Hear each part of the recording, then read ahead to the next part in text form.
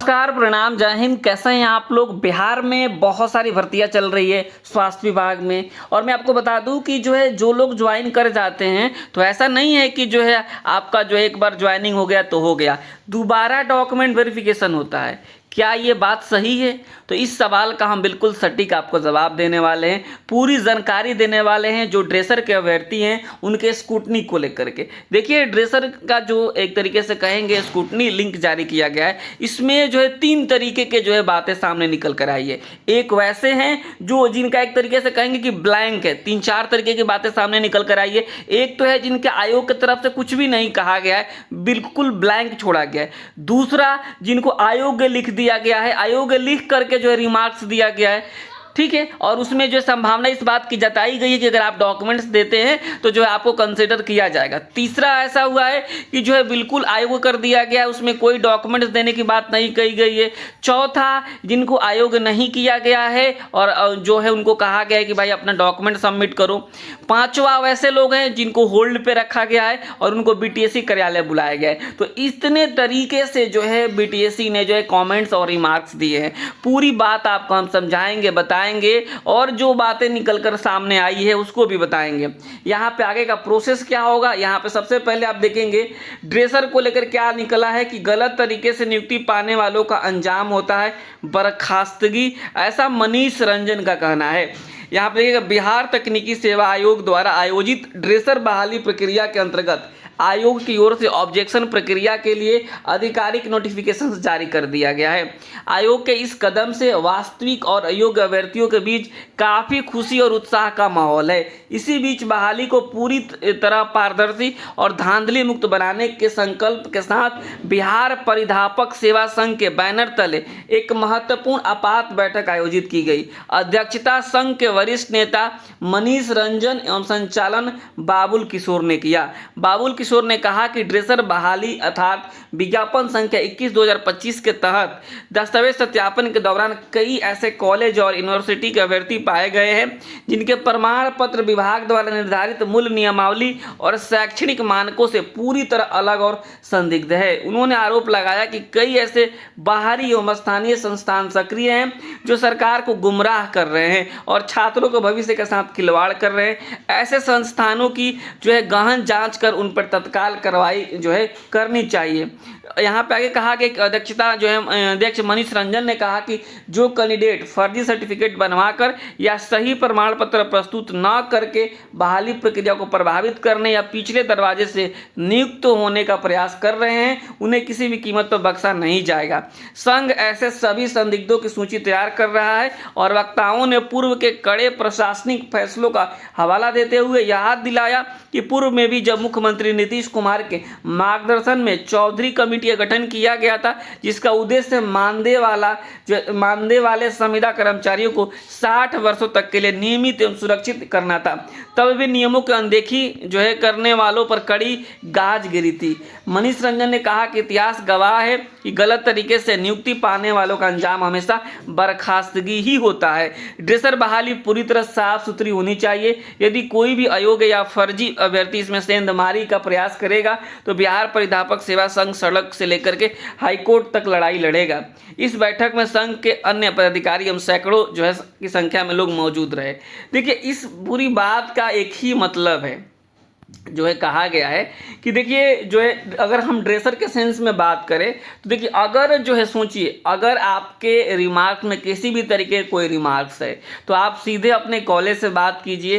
देखिए, ज़्यादातर मामलों में क्या निकल कर आया है, जितने रिमार्क्स आए हमने यही देखा है कि उस कॉलेज उस यूनिवर्सिटी को कहीं से मान्यता नहीं मिला है और मान्यता नहीं मिला है और उसने अपना क्या किया है ड्रेसर का सर्टिफिकेट देना शुरू कर दिया है। ज़्यादातर कॉलेज में यही हुआ है कि उसने या तो वो ट्रस्ट है, कोई सोसाइटी है, या फिर एनएसडीसी वाला ही कॉलेज देख लीजिए आप, इंस्टीट्यूट को कहीं नहीं मिला है कि आप ड्रेसर का कोर्स करवा सकते हैं।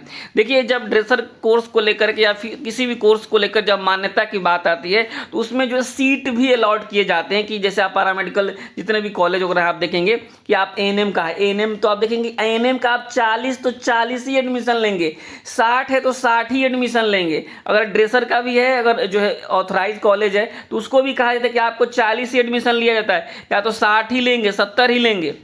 लेकिन क्या हुआ है कि जो ऐसे कॉलेज हैं जिनके ऊपर किसी कोई कमांड नहीं है, उन्होंने 200, 400, 500 सर्टिफिकेट दे दिए। तो इसके चलते दिक्कत हुआ है। और अब आज जो है ये स्थिति आ चुकी है। मैं बता रहा हूँ, मैं पर्सनली ऐसे सैकड़ों अभ्यर्थियों को जान रहा हूँ जिनको डॉक्यूमेंट्स में क्वालिफाइड किया गया और उनको अब इस बार अयोग्य कर दिया गया है।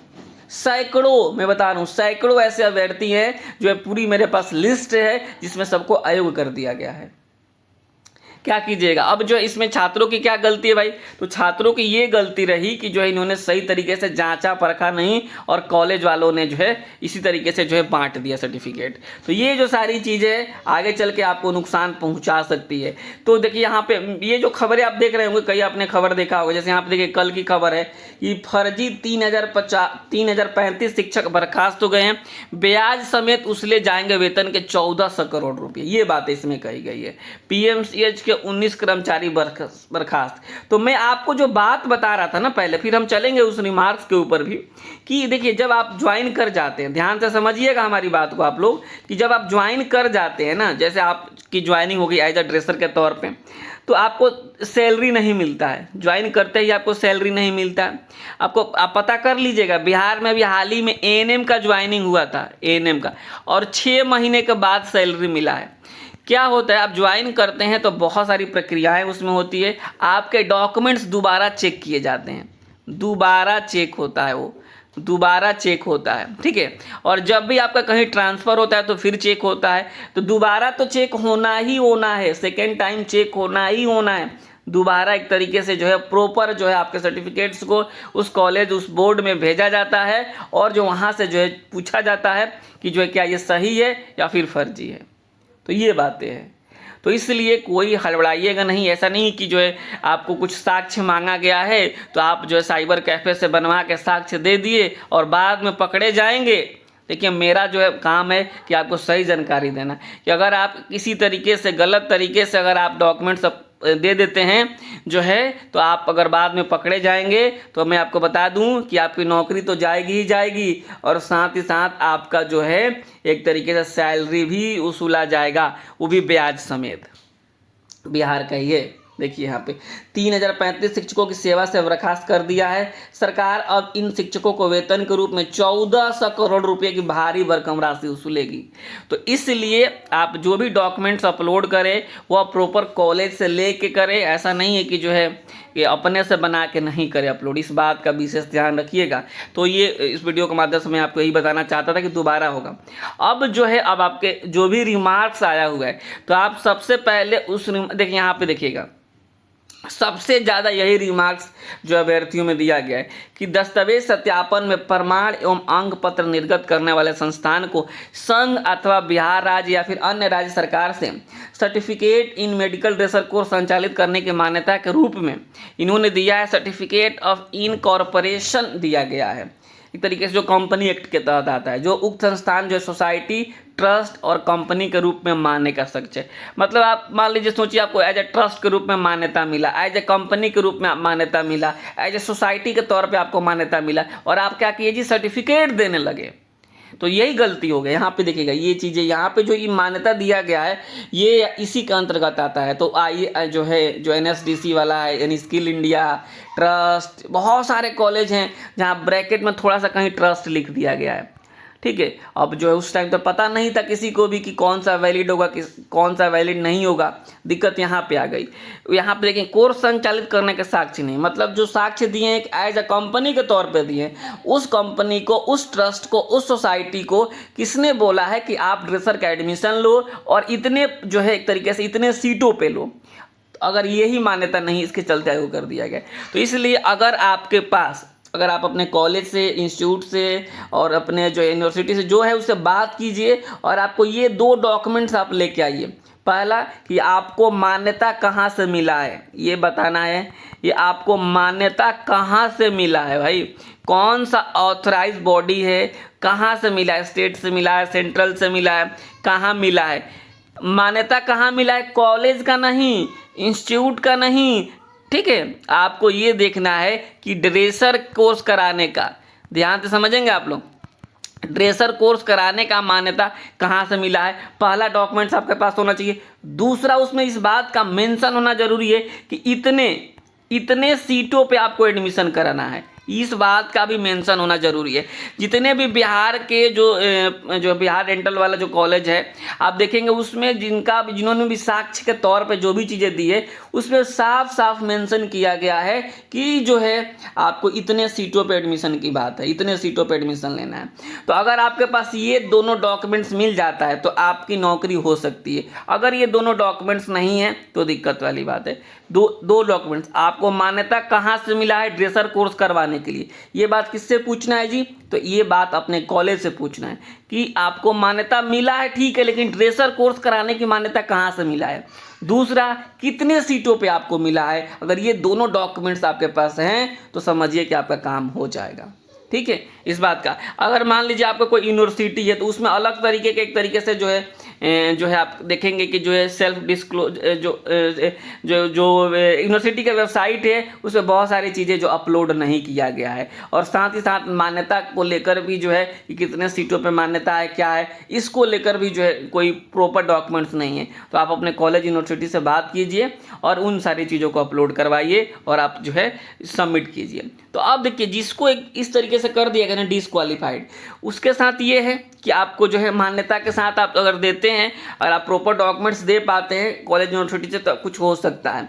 अब देखिए, यहाँ पे कई लोग हैं जो कमीशन रिमार्क्स आप देखेंगे कि अब जो इनको क्या किया गया है जी, इसमें कुछ नहीं है, ब्लैंक है।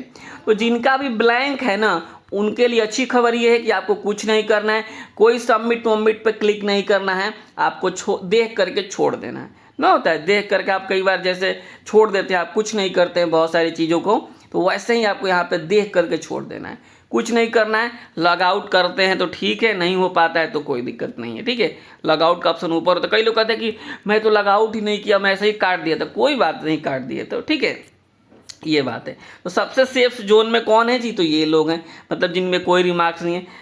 बाकी कुछ लोग ऐसे भी आए हुए हैं, यहाँ पे आप देखेंगे, अभी जस्ट मेरे पास ये आया था मैसेज, ठीक है, तो हालांकि कुछ तो डिटेल्स इनको दिख नहीं रहा कि अगर इस तरीके से आयोग की टिप्पणी है जिसमें केवल बात कहा गया है, किसी भी तरीके से आप देखेंगे तो जो है किसी भी तरीके का योग्य अयोग्य वाली बात नहीं कही गई है, तो आप समझेंगे कि इनको जो है अयोग्य नहीं किया गया है। ये अगर आप प्रॉपर डॉक्यूमेंट्स देते हैं तो इनका जो है मेधा सूची में नाम आएगा। दूसरा आपको दिखेगा, हम स्क्रीनशॉट ध्यान लगाए नहीं है, दूसरे किसी में होल्ड लिखा हुआ है, होल्ड लिखा हुआ है, होल्ड लिख करके उनको बुलाया गया है। होल्ड लिख, यहाँ पे आयोग की टिप्पणी के पहले होल्ड लिखा गया उनके यहाँ रिमार्क्स में, और उनको बुलाया गया है बीटीएससी आप डॉक्यूमेंट्स लेके आइए। जैसे मेरे पास कल ही आया था जिसमें होल्ड लगाकर कहा गया है कि आपने 10वां का मूल नहीं दिया है, तो आप मूल आकर के मिलान करवा लीजिए जब तक ऑब्जेक्शन का टाइम है। ठीक है, तीसरा, ऐसे एनएसडीसी वाले लोग हैं उनको सीधे, कई लोगों को जो सीधे अयोग्य कर दिया गया है और कहा गया कि स्किल इंडिया का सर्टिफिकेट वैलिड नहीं है, ये हो गया। चौथा, ऐसे लोग हैं जो एक्सपीरियंस वाले लोग हैं, ठीक है, ध्यान से समझिएगा, उसमें कहा गया है कि आपके एक्सपीरियंस का नंबर मान्य नहीं है, बस यही बात कहा गया है, उनको योग्य अयोग्य नहीं किया गया, मतलब वो योग्य हैं। अगर किसी के जो है रिमार्क्स में इसका है कि आपने प्राइवेट हॉस्पिटल का रिमार्क्स दे दिया, एक्सपीरियंस दे दिया है, तो आपको हम जो है क्या करेंगे, इसका नंबर नहीं देंगे, लेकिन जो आपको बाकी का नंबर है उससे आपका काम चल जाएगा, तो हो जाएगा। ठीक है, तो उनको अयोग्य नहीं किया गया। एक और है, एक और कैटेगरी है, एक और कैटेगरी क्या है भाई? तो एक ऐसी कैटेगरी जो मान लीजिए जो आपने फॉर्म अप्लाई कर दिया पीएच कैटेगरी से, ठीक है, आपने पीएच से कैटेगरी से तो अप्लाई कर दिया, लेकिन मालूम चला आईजीएमएस में आप गए तो आपका जो 40% से कम निकल कर आ गया। तो जैसे ही 40% से कम निकल कर आ गया, आप कहाँ चले जाएंगे जी? आप अपने कैटेगरी में चले जाएंगे। अब मान लीजिए ईबीसी के हैं तो आप ईबीसी में चले जाएंगे, तो ये इसमें आपको नहीं मिलेगा। जैसे मान लीजिए जो पीएच कैटेगरी है उनका पासिंग मार्क्स जो है 32 मार्क्स है, ठीक है। अब यहाँ पे क्या हुआ, इनका 40% से कम हो गया और इनका नंबर भी 32 है, तो इनको फिर डिस्क्वालीफाई किया जाएगा। अगर कोई ईबीसी कैंडिडेट है और उसका पीएच 40% से कम हो गया और उसका नंबर 34 से ज़्यादा है, तो फिर उस क्वालिफाइड हो गया। अब मतलब कि ये वाला उनको लाभ ना मिल करके वह जो है कैटेगरी में चले जाएंगे। ठीक है, अभी मेरे पास एक किसी लड़की का मैसेज आया, उन्होंने कहा कि वो उत्तर प्रदेश से हैं, कह रही है कि हमको ना जो है पास कर, उनका उत्तर प्रदेश से, उनका नंबर था 35-36 नंबर था। ठीक है, तो उनको क्या किया गया था, डीबी में उनको क्वालिफाई कर दिया गया था, लेकिन जब स्कूटनी हुआ है तो उनको क्या किया गया है जी, उनको उनके रिमार्क्स में डाला गया है कि आप बिहार के निवासी नहीं हैं, इसलिए आपको पास होने के लिए 40 मार्क्स की ज़रूरत है। तो उनका कहना है कि ये तो आयोग की गलती है, मुझे डीबी के समय क्यों क्वालिफाई किया। अरे भाई ठीक है, कर दिया, लेकिन स्कूटनी के समय तो छांट तो दिया, नहीं तो अभी छटे या बाद में छटना तो तय है। तो इस ऐसे भी रिमार्क्स आए हैं मेरे पास। मैं बताऊं कि जो है सैकड़ों इस तरीके के मैसेज पड़े हुए हैं। तो देखिए, आप लोग जो है आपके जो भी रिमार्क है, आप सीधे अपने कॉलेज से बात कीजिए और कॉलेज से पूछिए कि भाई आपने ऐसे क्यों किया, आपके पास जब ड्रेसर कोर्स चलाने की अनुमति नहीं थी तो आपने क्यों सर्टिफिकेट दिया। तो इस बात को आप कॉलेज से पूछिए। और बिल्कुल अगर मान लीजिए कि आपको लगता है कि नहीं अब इससे काम नहीं चलने वाला है, तो आप कहीं से भी किसी भी पैरामेडिकल कॉलेज से 24-25 सेशन में ड्रेसर वाला में एडमिशन ले लीजिए, और एडमिशन लेके 2-3 महीने में इसके एग्ज़ाम्स होगा, और एग्ज़ाम्स दे करके वैलिड सर्टिफिकेट रख लीजिए। आज नहीं तो कल आपको भर्ती देखने को मिलेगी। मेरा अपना राय है, और ना ही मैं कहीं से एडमिशन करवाता हूँ और ना ही मैं कोई जानकारी देता हूँ। मैं कहूँगा कि आप अपने स्तर से आसपास के किसी भी कॉलेज में जाएं, वहाँ पूरा प्रॉपर मान्यता उसका देखें, प्रॉपर एविडेंस देखें, और आप देख करके आप जाएं और वहाँ पे एडमिशन ले लें। और यही सबसे सही तरीका यही है कि अब देखिए, अभी तो जो है आप मैं बताऊँ ना कि बहुत सारे ऐसे जो लोग थे, बहुत से ऐसे डीएमडी वाले थे जो मेरे यहाँ के स्टूडेंट थे, जो क्वालिफाई मतलब एग्ज़ाम्स पास किए थे, और एग्ज़ाम्स पास किए लेकिन उनको जो है डीबी में डिस्क्वालीफाई कर दिया गया।